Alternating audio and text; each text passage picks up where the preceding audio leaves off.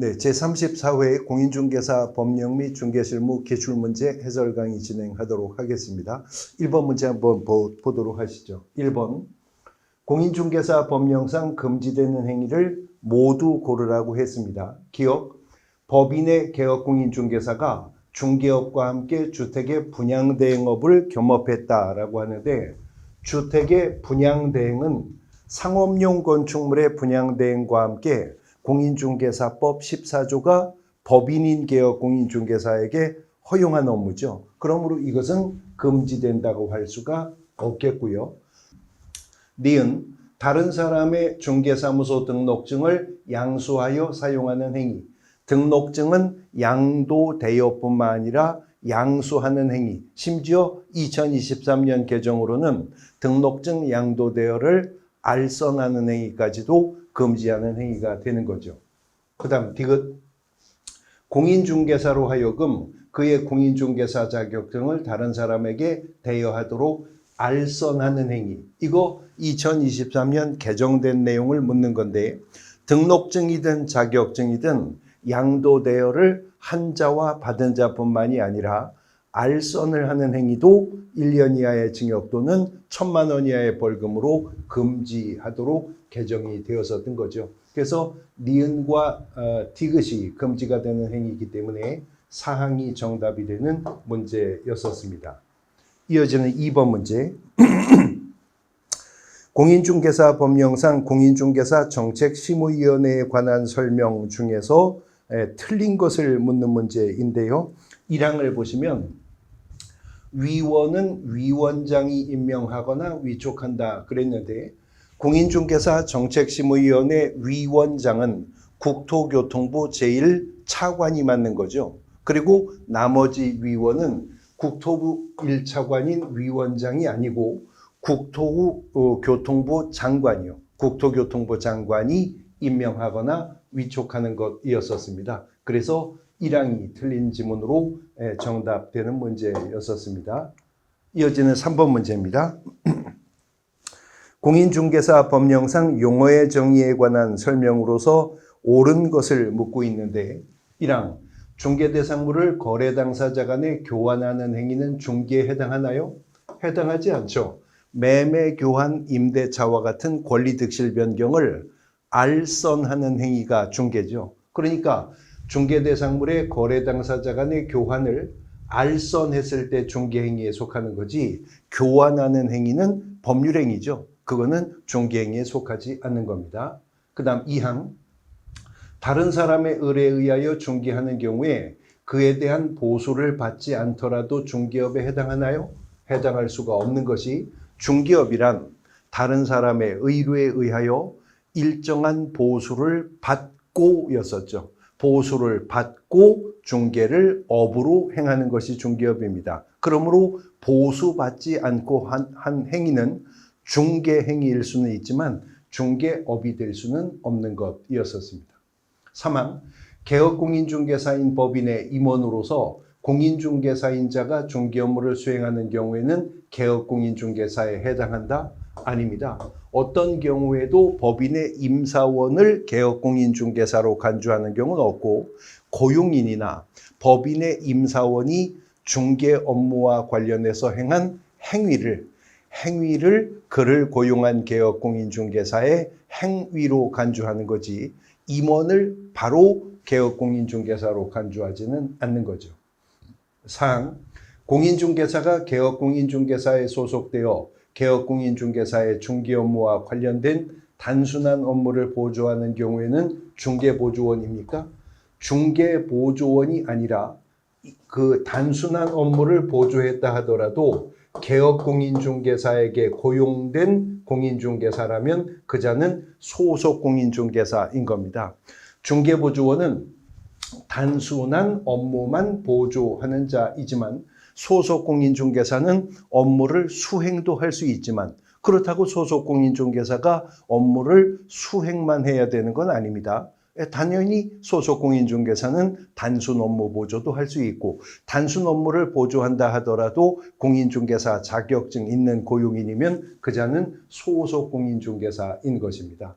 5항, 공인중개사 자격을 취득한 자는 중개사무소 개설 등록 여부와 관계없이 공인중개사에 해당한다. 5항이 옳은 지문이죠.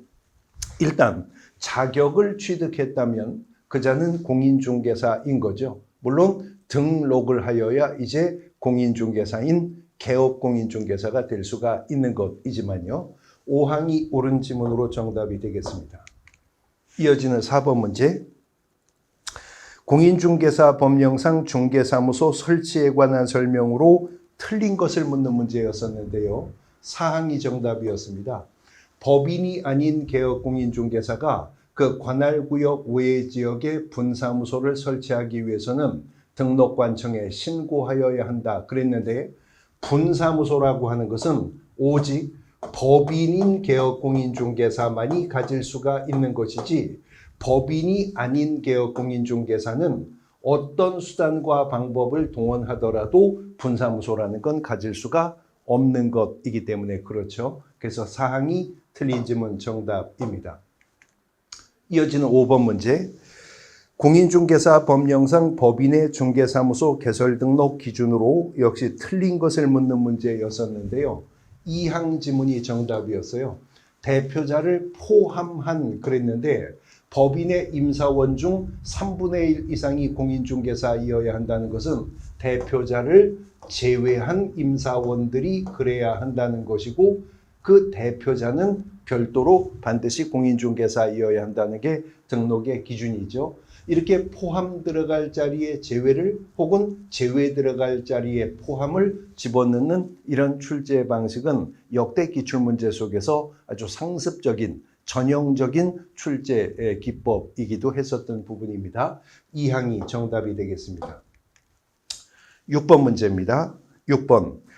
공인중개사 법령상 중개대상물에 해당하는 것을 모두 고른 것은, 박스 안에서 중개대상물에 해당하는 것을 고르라고 했는데요. 기업, 근저당이 설정되어 있는 피담보 채권. 요거 수험생이 조금 헷갈릴 수 있었던 부분인데, 지금 근저당권을 물어본 게 아니라 근저당권이 설정되어 있는 피담보 채권을 묻는 것이니 공인중개사법상 중개 대상이 된다고 할 수가 없겠죠. 공인중개사법상 중개할 수 있는 그 밖의 권리 속에 저당권, 근저당권 포함된다는 게 대법원 판례의 입장입니다. 그리고 저당권이나 근저당권의 설정 이전, 알선은 그것이 금전 소비대차의 부수에서 채권 담보 목적으로 이루어지는 것도 중개에 속한다는 거죠. 그러나 알선은 근저당의, 저당의 설정이나 이전을 알선하는 거지 피담보 채권을 알선하는 것은 아니기 때문에 그렇습니다. 그 다음 니은, 아직 완성되기 전이지만 동호수가 특정되어 분양계약이 체결된 아파트, 우리가 이것을 분양권이라고 부른다고 했었죠. 이런 분양권은 이미 분양계약이 체결되어 특정한 동호수가 확정된 상태이기 때문에 토지의 정착이 될 건물, 미래의 건물로서 공인중개사법상 중개 대상이 된다는 것이고, 임목에 관한 법률에 따르는 임목은 공인중개사법 시행령이 규정한 법정 중개 대상물로서 공장재단, 광업재단과 함께 시행령상의 중개 대상물이었었던 겁니다. 리을, 점포 위치에 따르는 영업상의 이점 등 무형의 재산적 가치, 여러 번 출제가 되었었던 사항인데 우리가 이걸 권리금이라고 하죠. 권리금은 공인중개사법상의 중개 대상이 아니라는 것입니다. 그러므로 권리금 거래 알선의 대가로 받는 보수는 공인중개사법의 요율 한도액 등의 제한을 받지 않는 것이었었죠. 중개 대상이 되는 것은 니은과 디귿, 그래서 2항이 정답입니다. 근데 굳이 트집을 잡자면 출제 문제가 중개 대상 물에 해당하는 것을 모두 고르라 이렇게 말을 했는데, 지금 그 언급된 것 중에서 뭐 피담보 채권이니 재산적 가치니 이건 권리의 객체인 물건이 아니잖아요. 그러니까 중개 대상에 해당하는 것 이렇게 표현을 하는 것이 국문법적으로는 올바른 질문이었어야 되는데, 이런 부분들은 조금 하자가 있지만 그거를 이유로 이 문제에서 출제 오류다 이렇게 주장하기에는 조금 애매한 부분이 있습니다. 2항이 정답이고요. 이어지는 7번 문제.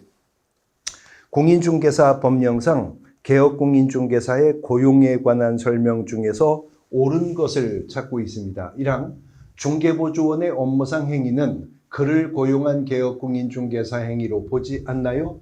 본다는 거죠. 공인중개사법 15조 2항의 규정입니다. 다시 말해 고용인의 업무상 행위는 그를 고용한 개업공인중개사 행위로 간주가 되는 겁니다. 2항 소속공인중개사는 고용하려는 개업공인중개사는 고용 전에 미리 등록관청에 신고하나요? 아닙니다. 그 소속공인중개사가 업무를 개시하기 전까지 신고를 하면 되는 것이었었죠.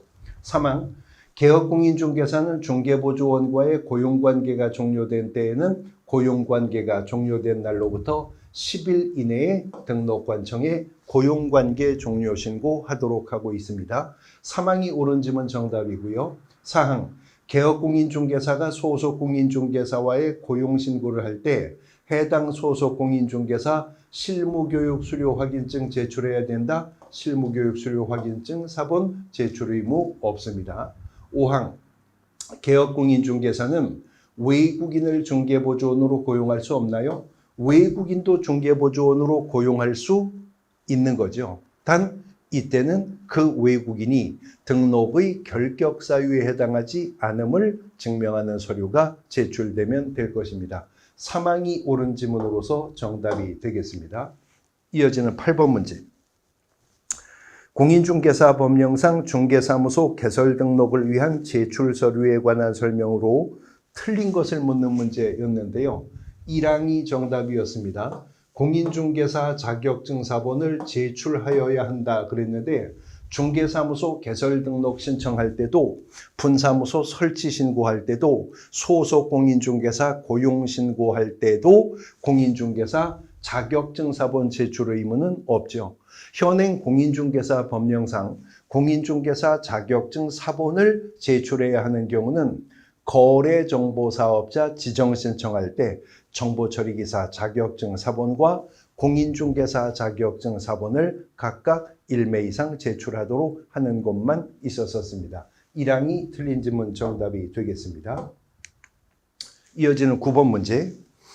공인중개사 법령상 개업공인중개사의 부동산 중개업, 휴업 또는 폐업에 관한 설명으로 옳은 것을 모두 고르시오 그랬는데요. 기업, 분사무소 폐업 신고를 하는 경우에 분사무소 설치 신고 확인서 첨부해야 된다. 법인이 폐업 신고할 때에는 등록증을 첨부하고 분사무소의 경우라면 설치 신고 확인서를 반납을 해야 되겠죠. 니은 임시는 6개월을 초과하여 휴업할 수 있는 사유에 해당한다.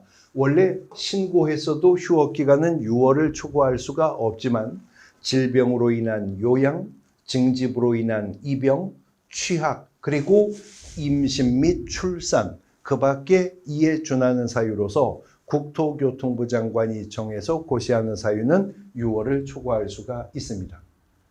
디귿 업무정지 처분을 받고 부동산 중개업 폐업 신고한 개업공인중개사는 업무정지 기간이 지나지 않더라도 중개사무소 개설 등록할 수 있나요? 없죠. 왜냐하면 업무정지 기간 중에 폐업을 하면 잔여 기간은 결격 사유에 해당하는 기간이기 때문에 잔여 기간이 경과해야만 재등록이 가능하게 될 것입니다.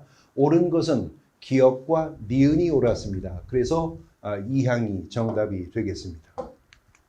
이어지는 10번 문제. 공인중개사 법령상 인장 등록에 관한 설명으로 틀린 것을 묻고 있는데요. 5항 지문이 정답이었습니다. 소속 공인중개사가 등록한 인장을 변경한 경우에는 변경일로부터 10일이 아니라 7일 이내에 변경된 인장을 등록하도록 하고 있죠. 그것은 개업공인중개사도 마찬가지고 이 7일 이내 변경 등록하지 않으면 개업공인중개사라면 업무정지, 소속공인중개사라면 자격정지 처분의 대상이 될 부분입니다. 5항이 정답입니다. 11번 문제. 공인중개사 법령상 개업공인중개사의 중개사무소 이전 신고 등에 관한 설명으로 역시 틀린 것을 묻고 있는 문제고요. 역시 5항이 정답인데 공인중개사인 개업공인중개사가 중개사무소 이전 신고서를 제출할 때 중개사무소 등록증을 첨부하지 않아도 된다? 첨부해야죠. 사무소 이전 신고서와 함께 첨부해야 될 것이 두 가지인데 하나가 중개사무소 개설 등록증이고 여기에 또 하나 첨부해야 될 게 뭐죠? 건축물 대장에 기재된 공간으로서 중개사무소 확보를 증명하는 서류 이 두 가지가 사무소 이전 신고될 때 첨부되어야 할 서류였었던 것이니까요. 5항이 정답이 되겠습니다. 12번 문제. 공인중개사 법령상 중개의뢰인 갑과 개업공인중개사 의뢰 중개계약에 관한 설명으로 옳은 것을 묻고 있는데요. 1항 갑의 요청에 따라 을이 일반 중개계약서를 작성한 경우에 그 계약서를 3년간 보존해야 한다 그랬는데 전속 중개계약서라면 3년간 보존 의무가 있죠. 그러나 일반 중개계약서는 의뢰인이 중개 의뢰 내용을 명확하게 하기 위해서 개업공인중개사에게 작성을 요청했다 하더라도 작성 자체가 법상의 의무가 있는 것이 아니기 때문에 작성해서 교부했다 하더라도 일정 기간 보존할 의무가 발생하지는 않는 겁니다. 2항 일반 중개계약은 표준이 되는 서식이 정해져 있어요? 있습니다. 작성할 의무가 있는 것은 아니지만 시행규칙 별지 서식에 일반 중개계약서는 전속 중개계약서와 함께 표준 서식으로 정해져 있습니다. 그래서 2항이 정답이고요. 3항 전속 중개계약은 법령이 정하는 계약서에 의하여야 하며 여기까지 맞습니다. 근데 을이 서명 및 날인하되 그랬는데 거래계약서나 확인설명서와는 달리 전속중개계약서는 서명 및이 아니라 서명 또는 날인을 하면 되는 것이고요. 소속공인중개사가 있다고 해서 함께 서명 및 날인할 의무는 전속중개계약서에는 없어요. 해당 중개행위를 한 소속공인중개사가 개업공인중개사와 함께 서명 및 날인해야 될 것은 거래계약서와 확인설명서뿐이지 전속중개계약서는 아닙니다. 4항 전속중개계약의 유효기간은 을이 별도로 정하더라도 3월을 초과할 수 없나요? 아닙니다. 전속중개계약의 유효기간은 3개월을 원칙으로 합니다. 그러나 유효기간만큼은 개업공인중개사와 의뢰인이 약정만 했다면 언제나 약정이 우선되는 것이니 약정이 있었다면 1월을 6월을 전속중개계약의 유효기간으로 확정할 수도 있는 겁니다. 5항 전속중개계약을 체결한 갑이 그 유효기간 내에 스스로 발견한 상대방과 거래했다면 중개보수에 해당하는 금액이 아니라 중개보수의 50% 범위 내에서죠. 중개보수 50% 범위 내에서 그때까지 개업공인중개사가 중개 완성을 위해서 투입한 소요비용만 보존해주면 되는 것이었었죠. 그래서 2항이 옳은 지문으로 정답되는 문제입니다. 이어지는 13번. 부동산 거래 신고 등에 관한 법령상 부동산 거래 계약 신고서 작성 방법으로 틀린 것을 묻는 문제이고요. 사항을 보시면 거래 대상의 종류 중에 임대주택 분양 전환은 법인이 아닌 임대사업자가 임대기간이 완료되어 분양 전환한 주택의 경우에 체크로 표시한다라고 했는데 법인이 아닌 경우에 그렇다고 하는데 부동산 거래계약 신고서 작성 방법을 보면 임대주택의 분양 전환은 법인으로 한정한 임대주택 사업자가 임대기간이 완료되어서 분양 전환한 주택인 경우에 체크 표시하도록 합니다. 법인이 아닌 게 아니고 법인인 경우에만 그런 것이죠. 그래서 사항이 정답이 되는 것입니다. 이어지는 14번 문제. 공인중개사 법령상 개업공인중개사 갑의 중개대상물 확인설명에 관한 설명으로 틀린 것을 묻고 있는데요. 2항이 정답이었습니다. 여러 번 기출되었던 지문이기도 한데 갑은 중개대상물에 근저당이 설정된 경우에 실제 피담보 채무액을 조사하여 설명할 의무 있나요? 없죠. 근저당이 설정되었다면 개업공인중개사는 등기사항 증명서 얼구로 조사 가능한 채권 최고액이요.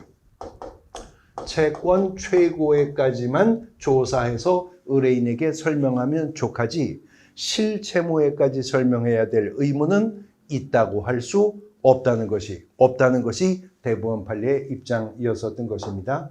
2항이 정답이 되겠습니다. 이어지는 15번 문제.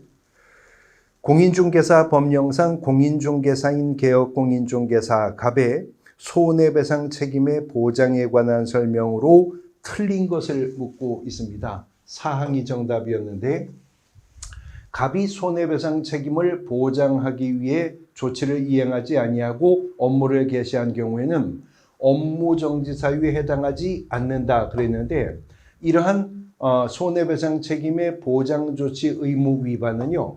상대적 등록 취소 사유이잖아요. 근데 상대적 등록 취소라고 하는 것은 등록관청이 적발했을 때 등록을 취소할 수 있는 사유죠. 그 말은 적발하고도 등록을 취소 안 할 수도 있다는 거잖아요. 그래서 모든 상대적 등록 취소 사유는 등록을 취소할 수 있으나 안 할 수도 있기 때문에 업무의 정지를 명할 수 있는 사유에도 속하게 됩니다. 그러니까 업무정지 사유에도 속한다고 봐야 되는 거죠. 사항이 정답이 되겠습니다. 이어지는 16번. 공인중개사 법령상 중개사무소의 명칭 및 등록증 등의 개시에 관한 설명으로 틀린 것을 묻는 문제였습니다. 5항이 정답이었고요. 부칙상의 개업공인중개사가 사무소의 명칭에 공인중개사 사무소 및 부동산중개라는 문자를 사용하셔서는 아니 되나요? 물론 부칙상의 개업공인중개사는 공인중개사가 아니므로 공인중개사 사무소라는 문자는 쓰면 안 되겠죠. 그러나 부칙상의 개업공인중개사도 부동산중개라고 하는 문자는 사용해야 할 의무가 있고요. 이 부동산중개라는 문자를 사용하지 않으면 부칙상의 개업공인중개사도 100만 원 이하의 과태료 부과처분의 대상이 되게 될 것입니다. 그래서 5항이 틀린 지문 정답이 되는 것이죠. 17번 문제. 공인중개사 법령상 개업공인중개사 등의 교육 등에 관한 설명으로 옳은 것 1항 폐업신고 후 400일이 지난 날 중개사무소 개설 등록 다시 신청하려는 자는 실무교육 받지 않아도 됩니까? 자, 400일이 지났으면 폐업기간이 1년이요. 폐업신고 후 폐업기간이 1년을 넘어선 거죠. 그리고 개설 등록을 할 때는 실무교육 다시 받아야 되는 거니까요. 2항 중개보조원의 직무수행에 필요한 직업윤리에 대한 교육시간은 5시간이 아니라 3시간 이상 4시간 이내였었죠. 우리가 서너 시간이라고 했었습니다. 3항 시도지사는 연수교육을 실시하려는 경우에 실무교육 또는 연수교육을 받은 후 2년이 되기 2개월 전까지 연수교육의 일시장소 내용 등을 대상자에게 통지하도록 합니다. 그리고 이러한 연수교육 수료 의무를 위반한 자에게는 500만 원 이하의 과태료를 부과하도록 하고 있었습니다. 4항 부동산 중개 및 경영 실무에 대한 교육시간 36시간이다. 근거 규정이 없고요. 단 실무 교육 시간은 28시간 이상 32시간 이내로 시행하도록 하고 있었죠. 5항 시도지사가 부동산 거래사고 예방을 위한 교육을 실시하려는 경우에는 교육일 7일 전까지가 아니라 이건 10일 전까지죠.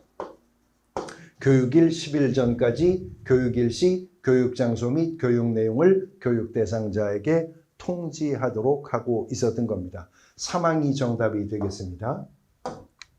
이어지는 18번 문제. 공인중개사 법령상 계약금 등을 예치하는 경우에 예치 명의자가 될 수 있는 자를 모두 고른 것은 그랬는데요. 개업공인중개사 외에 예치 명의자가 될 수 있는 자가 시행령에 6 있었죠.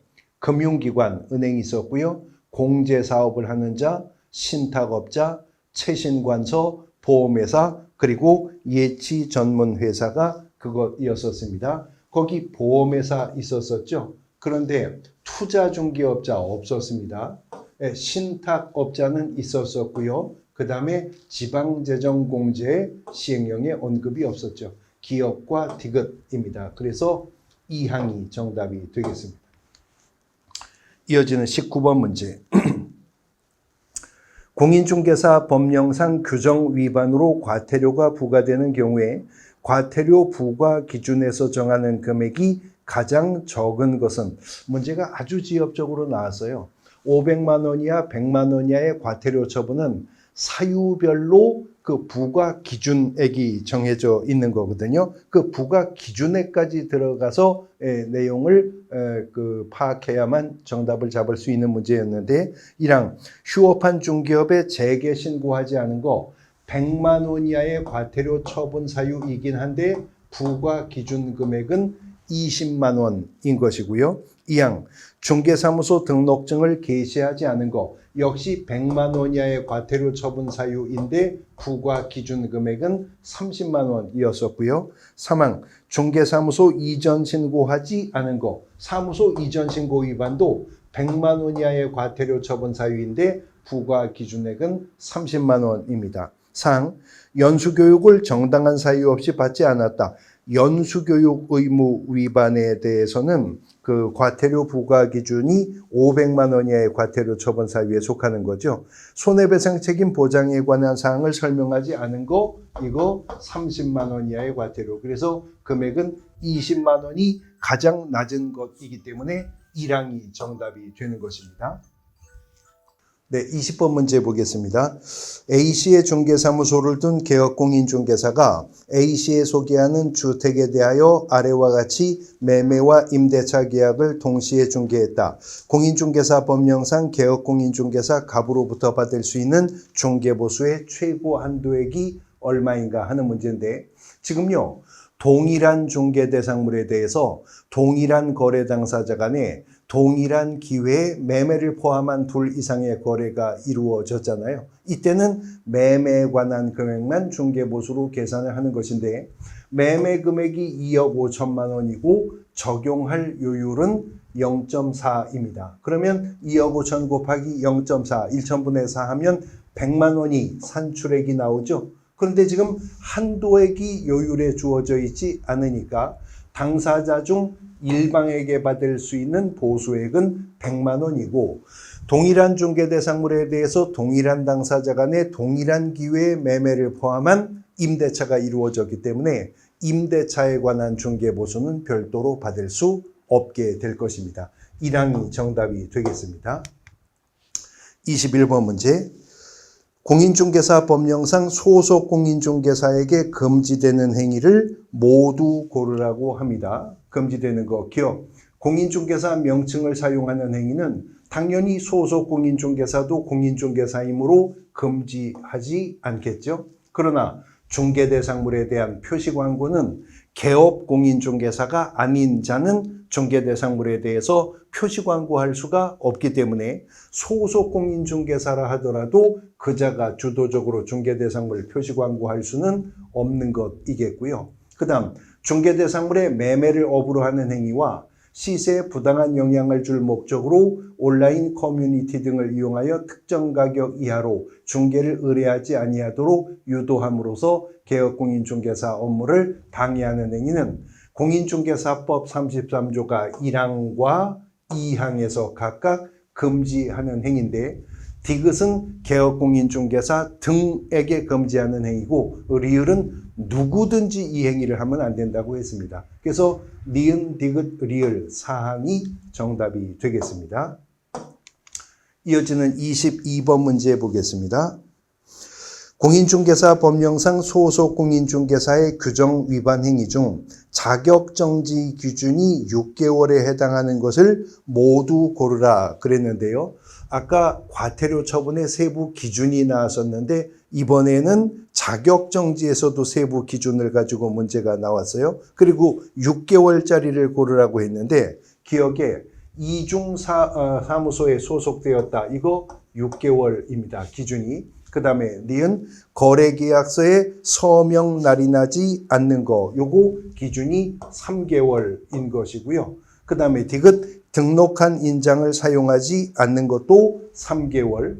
그리고 확인설명서 근거자료를 제시하지 않는 것도 3개월이어서 기준을 6월로 정하는 것은 기억 하나뿐입니다. 그래서 1항이 정답이 되겠습니다. 이어지는 23번 문제. 공인중개사 법령상 행정제재 처분 효과의 승계 등에 관한 설명으로 옳은 것을 묻고 있습니다. 1항 폐업 신고한 개업공인중개사의 중개사무소에 다른 개업공인중개사가 중개사무소를 개설 등록하면 그 다른 개업공인중개사가 지위를 승계하나요? 그렇지 않죠. 단 개업공인중개사가 폐업을 하였다 하더라도 재등록했을 때 그 개업공인중개사가 폐업 전 개업공인중개사의 지위를 승계할 뿐입니다. 2항 중개대상물에 관한 정보를 거짓으로 공개한 사유로 행한 업무정지 처분의 효과는 처분에 대한 불복기간이 지난 게 아니라 처분일이요. 처분일로부터 1년간 재등록 개업공인중개사에게 효과가 승계가 되는 겁니다. 3항 폐업 신고 전에 위반 행위에 대한 행정처분이 업무정지에 해당하는 경우로서는 폐업 기간이 6개월인 경우에 재등록 개업공인중개사에게 위반 행위에 대해서 행정처분할 수 없나요? 있죠. 왜냐하면 폐업 기간 1년 초과하지 않았다면 폐업 전 위반 행위로 업무정지 처분을 할 수가 있는 거니까. 4항 재등록 개업공인중개사에 대하여 폐업 신고 전에 업무정지에 해당하는 위반 행위를 행정처분할 때 당연히 폐업 기간과 폐업 사유는 고려하여야 하는 것입니다. 5항 개업공인중개사가 2022년 4월 1일 과태료 부과 처분을 받은 후 폐업 신고를 하고 2023년 3월 2일 다시 중개사무소 개설 등록을 하였다면 당연히 그 처분의 효과는 1년 이내에 있는 것이니까 승계되게 될 것이죠. 5항이 옳은 지문으로 정답이 되는 것입니다. 이어지는 24번 문제. 공인중개사 법령상 공인중개사 자격 취소 등에 관한 설명으로 틀린 것을 묻고 있는데요. 1항이 정답이었습니다. 공인중개사 자격 취소 처분은 청문을 거치는 것이 원칙인데 등록증을 교부한 시도지사가 아니라 공인중개사 자격증 교부한 시도지사가 행하는 거죠. 등록증은 시도지사가 교부하는 것이 아니라 등록관청인 시장군수구청장이 교부하는 것이기 때문에 그렇습니다. 25번 문제. 공인중개사 법령상 공인중개사 협회 및 공제사업에 관한 설명으로 옳은 것을 묻고 있습니다. 1항 협회는 총회 의결 내용을 10일 이내가 아니라 지체 없이요. 지체 없이 시도지사가 아니라 국토부 장관에게, 국토교통부 장관에게 보고를 해야 되는 것이고요. 2항 협회는 매 회계연도 종료 3개월 이내에 공제사업 운용 실적을 일간신문 또는 협회보입니다. 일반신문 또는 협회보에 공시하거나가 아니라 하고, 엔드죠. 공시하고 인터넷 홈페이지에도 게시를 해야 됩니다.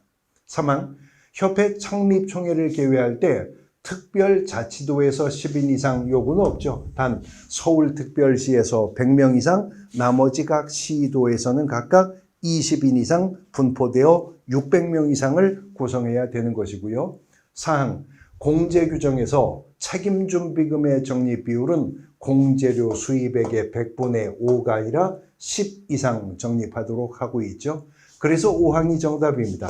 협회는 공제사업을 다른 회계와 구분하여 별도 회계로 관리토록 하고 있는 거죠. 5항 정답인 문제였었습니다. 26번 문제. 공인중개사 법령상 중개대상물 확인설명서 1, 주거용 건축물 확인설명서이죠. 작성 방법으로서 옳은 것을 모두 고르라고 했는데, 기억, 임대차의 경우에 취득시 부담할 조세 중위세율은 적지 않아도 된다. 옳은 지문이긴 한데 사실 적지 않아도 된다. 그게 좀 애매하긴 합니다. 적을 것도 없으니까요. 임차인이 취득세, 등록세, 농어촌 특별세, 지방교육세 이런 취득 관련 조세를 부과받는 경우가 생기지 않는 것이니까. 니은 환경 조건은 중개대상물에 대해서 개업공인중개사가 매도 임대 의뢰인에게 자료 요구해서 확인한 사항을 적게 되는 것이고요. 오직 주거용 건축물 확인 설명서에만 기재사항이 있는 겁니다. 그 다음 디귿 중개대상물에 법정지상권이 있는지 여부는 실제 권리관계 또는 공시되지 않는 물건의 권리상란에 기재하는데 개업공인중개사가 직접 확인하여 기재하는 게 아니라 매도 임대 의뢰인이 고지한 내용을 기재하도록 하고 있죠. 기억과 니은이 옳았습니다. 그래서 2항이 정답이 되겠습니다. 27번 공인중개사의 매수신청 대리인 등록 등에 관한 규칙에 따른 개업공인중개사의 매수신청 대리에 관한 설명으로 옳은 것을 묻고 있습니다. 1항 미등기 건물이라고 해서 매수신청 대리 대상물이 될 수 없는 것은 아니죠. 그 다음 2항 공유자의 우선 매수 신고에 따라 차순위 매수 신고인으로 보게 되는 경우에 그 차순위 매수 신고인의 지위를 포기하는 행위, 매수 신청 대리권 범위에 당연히 속합니다. 공유자의 우선 매수 청구권뿐만이 아니라 임대주택법상 임차인의 우선 매수 청구권도 그로부터 위임을 받은 개업공인중개사가 대행할 수가 있는 거죠. 3항 소속 공인중개사가 매수신청 대리인 등록할 수 있나요? 법인인 개업공인중개사이거나 공인중개사인 개업공인중개사이어야만 대법원 규칙상 등록이 가능해지는 것이었었죠. 4항 매수신청인이 되려면 관할 지방자치단체장이 아니라 관할 지방법원장입니다. 관할 지방법원장에게 경매 대리인 등록 신청을 해야 됩니다. 5항 개업공인중개사는 매수신청 대리 행위를 할 때는 매각장소든 집행법원에 직접 출석하도록 하고 있죠. 5항이 옳은 지문으로 정답이 되겠습니다. 이어지는 28번 문제. 부동산 거래 신고 등에 관한 법령상 토지거래 계약을 허가받은 자가 그 토지를 허가받은 목적대로 이용하지 않을 수 있는 예외 사유가 아닌 것은 부동산 거래 신고 등에 관한 법령 시행령이 아주 세부적인 부분들 문제가 나와서 조금 어렵게 문제에 접근을 하셨을 텐데요. 이 항에 보시면 건축법 시행령에 따르는 단독주택 중에 다중주택인 건물을 취득하여 실제로 이용하는 자가 해당 건축물 일부를 임대한다 그랬는데 단독주택 인정되지만 여기 다중주택하고 공간이요. 다중주택과 공간은 제외한다는 괄호 규정이 시행령에 있습니다. 다중주택을 지금 포함한다는 의미로 지문이 구성되었기 때문에 이 항이 틀린 지문이 되는 것입니다. 29번 문제. 29번 갑이 서울특별시에 있는 자기 소유의 주택에 대해서 임차인 을과 보증금 3억 원의 임대차 계약을 체결하는 경우에 부동산 거래 신고 등에 관한 법률에 따르는 신고에 관한 설명으로 옳은 것을 모두 고른 것은 그랬는데요. 기억 보증금이 증액되면 을이 단독으로 신고해야 된다. 부동산 거래 신고뿐만이 아니라 주택 임대차 신고도 또 해제 등의 신고도 다 당사자가 공동으로 신고하도록 하고 있는 거죠. 니은 을이 주민등록법에 따라 전입신고하는 경우에 주택 임대차 계약의 신고는 의제가 되는 거 맞습니다. 또 디귿 임대차 계약서를 제출하면서 신고를 하고 접수가 완료되면 타임스탬프가 부여된다고 그랬죠. 그러니까 별도로 임대차 계약 증서 원본의 확정일자를 받지 않아도 후순위 물권이나 기타 채권보다 보증금 전액을 먼저 배당받을 수 있는 우선 변제권을 확보할 수 있게 되는 겁니다. 니은과 디귿이 옳은 말이어서 사항이 정답이 되겠습니다. 이어지는 30번 문제. 개업공인중개사가 묘지를 설치하고자 토지를 매수하려는 중개의뢰인에게 장사 등에 관한 법령에 관해 설명한 내용으로서 틀린 것을 묻고 있는데요. 이거는 장사 등에 관한 법 시행령의 별표 서식에 나오는 내용을 가지고 문제를 출제했습니다. 너무 지엽적인 부분으로 정답을 잡아두었는데 사망이 정답인데 해당 별표의 내용을 보면 법인묘지에는 폭 4m가 아니라 5m 이상의 도로와 그 도로로부터 각 분묘로 통하는 충분한 진출입로를 설치하고 주차장 확보해야 된다는 내용들이 있습니다. 그래서 사망이 정답인데 여기까지 학습을 한 수험생은 없지 않았을까 싶기는 합니다. 사망이 정답이 되겠습니다. 31번 문제. 부동산 거래 신고 등에 관한 법령상 부동산 매매 계약의 거래 신고에 관한 설명으로 틀린 것을 묻고 있는데요. 사망을 보시면 거래 신고 후에 매도인이 매매 계약을 취소하면 매도인이 단독으로 취소를 신고한다. 해제 등의 신고는 당사자가 공동으로 신고해야 되는 것이 원칙인 것이죠. 그래서 사망이 틀린 지문으로 정답이 되는 것입니다. 이어지는 32번. 매수신청 대리인으로 등록한 개업공인중개사가 X부동산에 대한 민사집행법상의 경매 절차에서 매수신청 대리의 위임인에게 설명한 내용으로서 틀린 것을 묻고 있는데 역시 1항이 정답입니다. 최선 순위 전세권자는 배당 요구 없이도 우선 변제받을 수 있으며 이때 전세권은 매각으로 소멸한다 그랬는데 배당 요구를 했을 때 전세권이 소멸하는 거지 배당 요구하지 않았을 때 전세권이 소멸하지 않기 때문에 소멸 기준 권리보다 앞서 설정된 전세권, 지상권, 지역권, 용익물권의 경우에는 낙찰자가 그 부담을 인수해야 되는 것입니다. 1항이 정답이 되겠습니다. 33번 문제. 부동산 거래 신고 등에 관한 법령상 국내 토지를 외국인이 취득하는 것에 관한 설명이다. 괄호 안에 들어갈 숫자로 옳은 것을 찾고 있습니다. 외국인이 토지를 매수하는 계약을 체결했으면 그자가 외국인이라 하더라도 토지 매매 계약은 부동산 거래 신고의 대상이 되는 거죠. 그러므로 부동산 거래 신고를 해야 되니 30일 이내에 신고를 해야 되는 겁니다. 외국인이 국내의 토지를 증여받았다면 부동산 거래 신고는 매매 계약과 공급 계약만 신고 의무가 있죠. 이건 부동산 거래 신고의 대상은 아니기 때문에 외국인 특례 규정에 따르는 신고를 해야 되고 계약일로부터 60일 이내에 신고하면 됩니다. 근데 외국인이 토지를 상속받았다면 계약 외의 원인으로 취득한 거죠. 그러므로 취득일로부터 6개월 이내에 신고하면 되는 겁니다. 첫 번째 위반은 500만 원 이하의 과태료, 두 번째 위반은 300만 원 이하의 과태료, 세 번째 위반은 100만 원 이하의 과태료 처분 사유에 속하게 되는 것이겠고요. 30, 66입니다. 그래서 사망이 정답이 되겠습니다. 34번 문제 보겠습니다.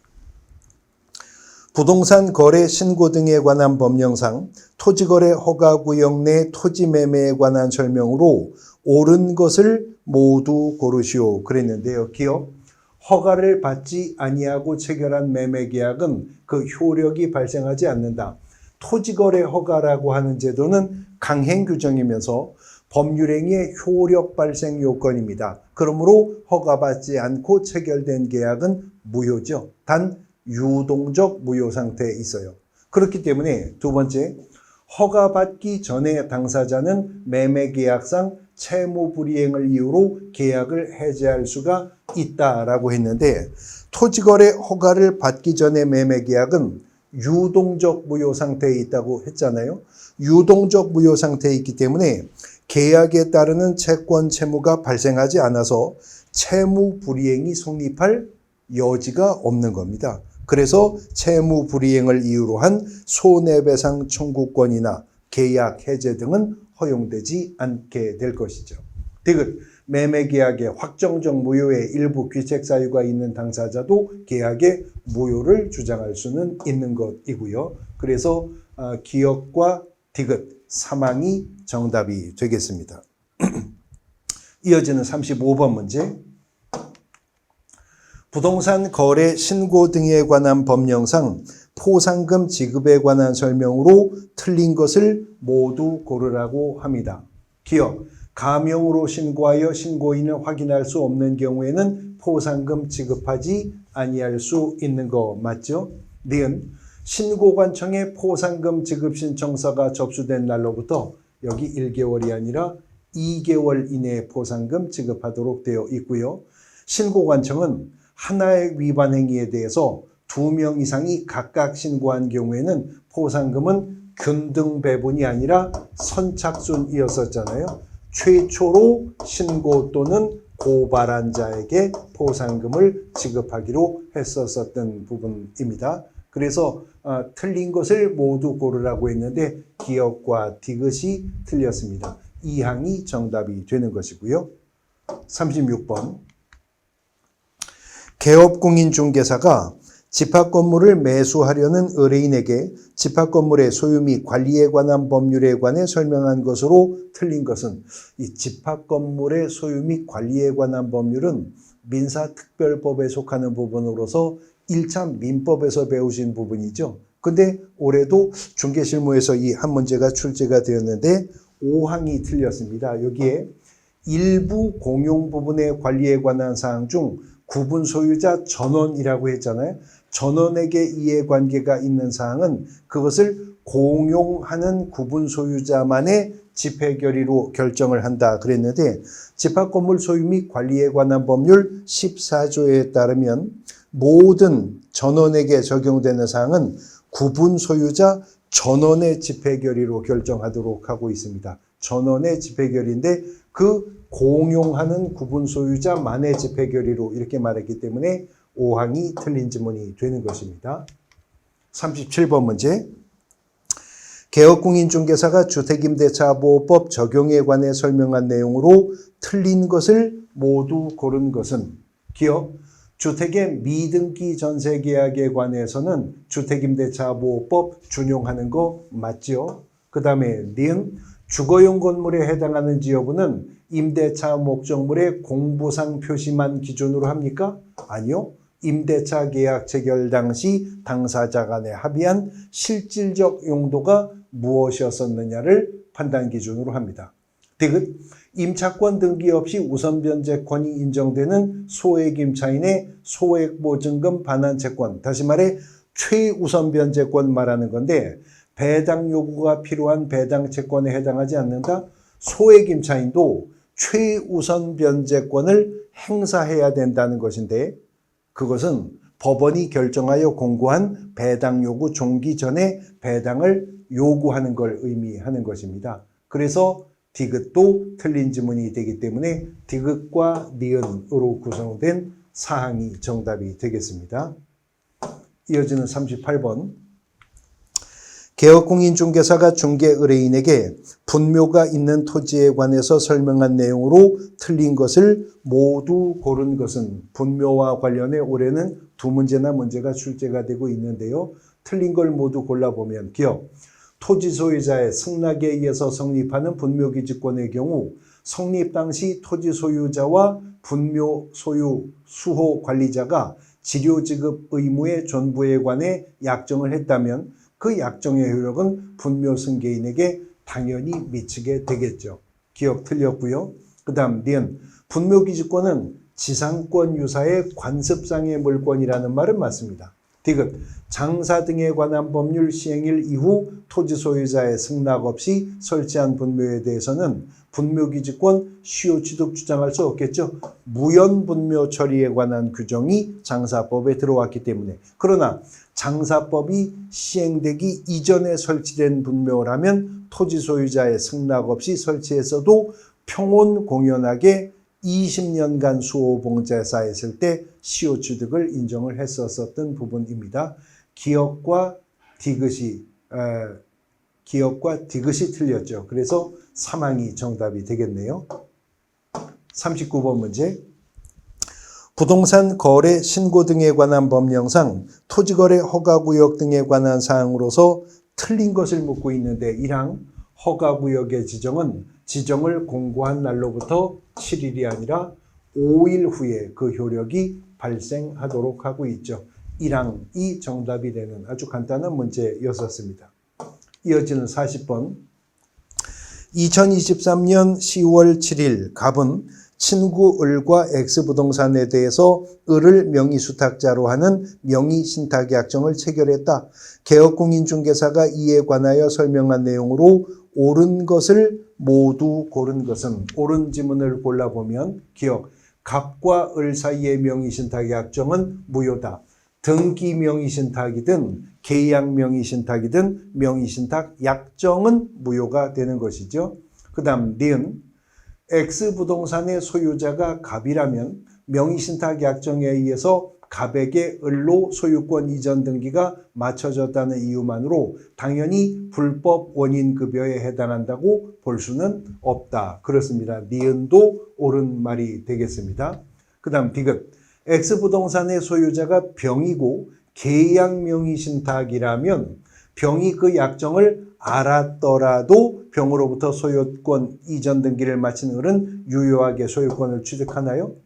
계약의 당사자가 명의수탁자라는 사실을 계약 체결 당시를 기준으로 타방 당사자가 몰랐었을 때 명의신탁 약정은 무효가 되어도 등기와 물권 변동이 유효한 것이지 계약의 상대방이 명의수탁자라는 사실을 계약 체결 당시 타방 당사자가 알았었다면 악의였었다면 그때는 등기와 물권 변동도 무효가 되게 되는 겁니다. 디귿은 틀린 설명이 되는 거죠. 지금 옳은 지문을 고르라고 해서 기역과 니은 조합인 사항이 정답이 되는 것입니다.